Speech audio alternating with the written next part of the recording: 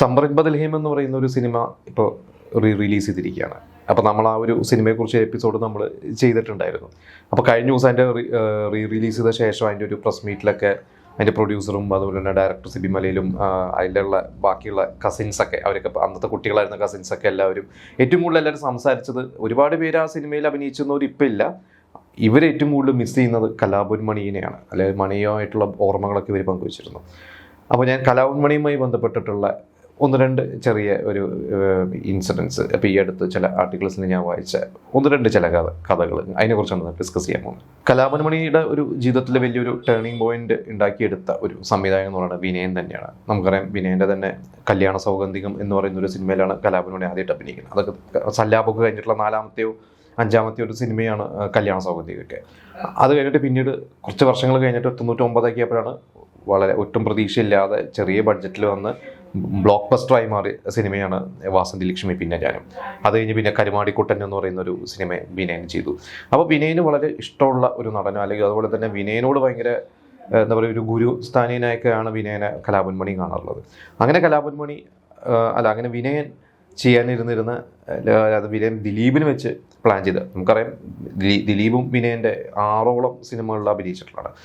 അങ്ങനെ ദിലീപിന് വെച്ച് പ്ലാൻ ചെയ്ത ഒരു സിനിമയാണ് ഓമപ്പെണ്ണിന് ഉരിയാട പയ്യൻ.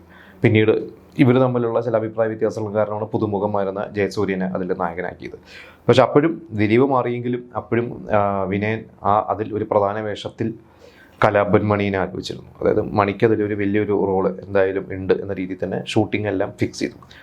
ആ സമയത്ത് തന്നെയാണ് ദിലീപ് കുബേരൻ എന്ന് പറയുന്ന ഒരു സിനിമയിലും അഭിനയിക്കുന്നുണ്ട്. അപ്പോൾ കുബേരൻ്റെ കഥ നമുക്കറിയാം. കുബേരനിൽ കലാഭവൻ മണി അതിൽ ദിലീപിൻ്റെ കൂടെ ത്രൂ ഔട്ട് ഒരു ക്യാരക്ടറാണ്. ശരിക്കും ആ ഒരു ക്യാരക്ടർ അന്ന് സലീം കുമാറായിരുന്നു. പക്ഷേ സലീം കുമാറിന് അതിൽ കുറച്ച് ഫിസിക്കലി കുറച്ച് എന്താ പറയുക, അതായത് ഇവരൊക്കെ എടുത്ത് പൊക്കി കൊണ്ടുപോകുന്ന ഒരു സീനൊക്കെ ഉണ്ടെന്നൊക്കെ പറഞ്ഞ കാരണം സലീം കുമാറിനെ പറ്റില്ല എന്ന് മാറിയിട്ടാണ് കലാഭവൻ മണി അന്ന് ഒരുപാട് തിരക്കുള്ള സമയമാണെങ്കിൽ പോലും ദിലീപ് വിളിച്ചിട്ടാണ് കലാഭവൻ മണി ആ റോള് ചെയ്യുന്നത്. അപ്പോൾ അത് ചെയ്തുകൊണ്ടിരിക്കുന്ന സമയത്താണ് ജെമിനി എന്ന് പറയുന്ന ഒരു സിനിമയിലേക്ക് കലാഭവൻ മണിക്ക് ഓഫർ കിട്ടുന്നത്. അതിനു മുമ്പ് കലാഭവൻ മണി 2 തമിഴ് സിനിമകളിലാണ് മെയിനായിട്ട് അഭിനയിച്ചത്. പക്ഷെ ആ രണ്ടും വലിയ ശ്രദ്ധിക്കപ്പെട്ടില്ല. മണിക്ക് അതുകൊണ്ട് വലിയ ഗുണം കിട്ടാത്തതുകൊണ്ട് ജെമിനിയിലേക്ക് വിളിച്ചപ്പോൾ പോണ്ട എന്ന് വിചാരിച്ചാണ് ഇരുന്നത്. പക്ഷേ ദിലീപ് പറഞ്ഞു ജെമിനി വിടരുത് എന്നും പറഞ്ഞിട്ടാണ് ദിലീപിൻ്റെ കൂടി ഒരു എന്താ പറയുക ഒരു മോട്ടിവേഷനും കൂടിയാണ് പോയിട്ട് ജെമിനി ചെയ്തത്. അപ്പോൾ ജെമിനിയിൽ നമുക്കറിയാം, ആ സിനിമ കണ്ടവർക്ക് അറിയാം, വിക്രം എന്ന് പറയുന്ന ഒരു നടൻ്റെ ഓപ്പോസിറ്റ് നിന്ന് കലാഭവൻ മണിക്ക് അന്ന് ജെമിനി 2002 ഇറങ്ങിയ സമയത്ത് തിയേറ്ററിൽ പോയി കണ്ടവർക്കൊക്കെ അറിയാം എത്രത്തോളം കലാഭവൻ മണിക്ക്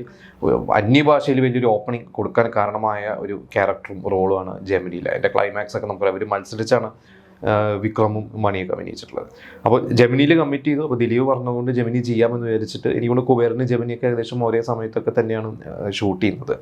ഈ സമയത്താണ് ജയസൂര്യയുടെ ഒരു കാലിന് ചെറിയൊരു ഫ്രാക്ചർ പറ്റിയിട്ട് ഓമപ്പെണ്ണിൻ്റെ ഷൂട്ട് നീണ്ടുപോയി. അപ്പോൾ ആ ഒരു ഓമപ്പെണ്ണ് ബ്രേക്ക് ആയപ്പോഴാണ് കലാഭവൻ മണി മാറി ജെമിനിലോട്ട് പോയത്. പക്ഷെ വീണ്ടും പെട്ടെന്ന് ജയസൂര്യ വീണ്ടും ഓക്കെ ആയിട്ട് വീണ്ടും ഷൂട്ട് ഓമപ്പെണ്ണിൻ്റെ തുടങ്ങിയ സമയത്ത് വിനയൻ കലാഭവൻ മണീനെ വിളിച്ചപ്പോൾ മണിക്ക് പക്ഷേ ഈ പറഞ്ഞ പോലെ എനിക്ക് തോന്നുന്നു കുബേരനും ജെമിനിയും രണ്ടും ഒരുമിച്ച് ഒരേ സമയത്തൊക്കെ ചെയ്യുന്നതുകൊണ്ടായിരിക്കാം ഊമപ്പെണ്ണ് ചെയ്യാൻ പറ്റിയില്ല. അങ്ങനെ ഒരു വലിയൊരു മിസ്സിങ് ആയിരുന്നു എന്നുള്ളത് കലാഭവൻ മണീനെ പറഞ്ഞിട്ടുണ്ട്. അതിൽ ഊമപ്പെണ്ണിൻ്റെ ഏത് ക്യാരക്ടറാണെന്ന് എനിക്ക് ഓർമ്മയില്ല. എനിക്ക് അതിൽ ഇവരുടെ ജയസൂര്യയുടെ ഫ്രണ്ട്സായിട്ട് സുധീഷും അതുപോലെ തന്നെ ഹരിശ്രീ അശോകൻ്റെ ഒരു ക്യാരക്ടറുണ്ട്, ഒരു കൂനുള്ള ഒരു ക്യാരക്ടർ കണ്ടിട്ടുണ്ട്. ഇനി അതാണോ അതിൽ എനിക്കൊന്ന് ജഗദീഷ് അഭിനയിച്ചിട്ടുണ്ട്, കുറച്ച് പേരൊക്കെ ഉണ്ട്. ഞാൻ അതുപോലെ വില്ലൻ ക്യാരക്ടറാണ് എനിക്കറിയില്ലെന്ന്.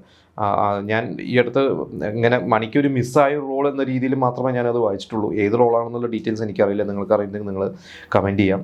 അപ്പോൾ എന്തായാലും കലാഭവൻ മണീനെ കുറിച്ച് പറയാൻ നമുക്ക് ഒരുപാടുണ്ട്. അദ്ദേഹം ശരിക്കും പറഞ്ഞെങ്കിൽ വളരെ പെട്ടെന്ന് തന്നെയാണ് നമ്മൾ വിട്ടുപോയത്. ഇപ്പോൾ സമ്മറിൽ ബദൽഹേം സിനിമ റിലീസ് ചെയ്ത ശേഷമൊക്കെ അവർ അതിൻ്റെ സെക്കൻഡ് പാർട്ടിൻ്റെ സാധ്യതകളെ കുറിച്ചൊക്കെ അവർ സംസാരിക്കുന്നുണ്ട്. മുമ്പ് എവിടെയും ഞാൻ സോഷ്യൽ മീഡിയയിൽ എവിടെ വായിച്ചിട്ടുണ്ട് അതിൻ്റെ ഒരു സെക്കൻഡ് പാർട്ട് അത് അവർ ഒരു ഫേക്ക് കഥയാണെന്ന് തോന്നുന്നു. പക്ഷെ വായിച്ചപ്പോൾ രസകരമായിരുന്നു. അതായത് അതിൽ ഡെന്നീസും അതായത് സുരേഷ് ഗോപിയുടെയും മഞ്ജു വാര്യരുടെ ഒക്കെ ക്യാരക്ടർ, അവരുടെ ഒപ്പം കലാഭവൻ മണിയുടെ മോനായി എന്ന് പറയുന്ന ഒരു ക്യാരക്ടറിനെ കുറിച്ചും മോനായിലൂടെ ആ കഥ മുന്നോട്ട് പോകുന്നു എന്നുള്ള രീതിയിലൊക്കെ ഒരു കഥയൊക്കെ ഞാൻ വായിച്ചിട്ടുണ്ട്. പക്ഷെ മണി ഉണ്ടായിരുന്നെങ്കിൽ ചിലപ്പോൾ ആ ഒരു സിനിമയ്ക്കൊക്കെ ഒരു സാധ്യത. ഇന്ന് നമ്മൾ ആ സിനിമ ചിന്തിക്കുമ്പോൾ സെക്കൻഡ് പാർട്ടിൽ മോനായി ഇല്ലാതെ എങ്ങനെ ചിന്തിക്കും എന്നുള്ളത് അറിയാം. മോനായി അതിലൊരു പ്രധാനമാണ് ശരിക്ക്. അപ്പോൾ എന്തായാലും കലാഭവൻ മണിയുടെ ഇഷ്ടപ്പെട്ട സിനിമകളെക്കുറിച്ച് നിങ്ങളുടെ അഭിപ്രായം, നിങ്ങളുടെ ഇഷ്ടപ്പെട്ട സിനിമകൾ, കഥാപാത്രങ്ങൾ മണിയുടെ നമുക്ക് ഷെയർ ചെയ്യാം. ഇപ്പോൾ ഞാൻ പറഞ്ഞു ഓമപ്പെണ്ണിലെ കലാഭവൻ മണി ചെയ്യാനിരുന്നിരുന്ന ആ ഒരു റോള് അത് ഏതാണെന്ന് നിങ്ങൾക്ക് അറിയുമെങ്കിൽ നിങ്ങളത് നമുക്ക് കമൻറ്റ് ചെയ്യാം.